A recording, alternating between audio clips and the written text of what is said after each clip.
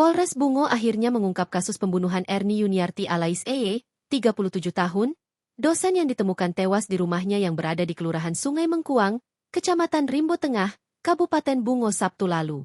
Dalam rilis pengungkapan pembunuhan yang disiarkan secara live Facebook Tribun Jambi, Minggu 2 November 2025, Kapolres Bungo AKBP Natalena Eko Cahyono menguak jika pelaku adalah oknum anggota Polri berinisial W yang kini diketahui sebagai nama Waldi.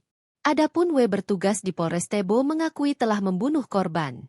Motif sementara diduga berkaitan dengan masalah pribadi dan hubungan asmara, meski penyidik masih mendalami kemungkinan motif lain.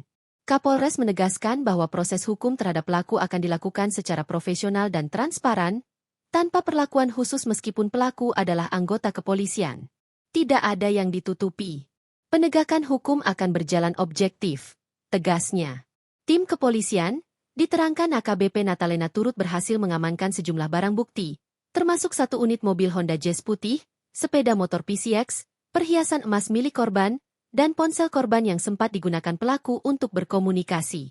Menariknya, pelaku diketahui menggunakan wig saat beraksi untuk menyamarkan identitasnya, agar terlihat seperti pria berambut panjang. Hal ini sesuai dengan keterangan saksi dan rekaman CCTV di sekitar lokasi kejadian.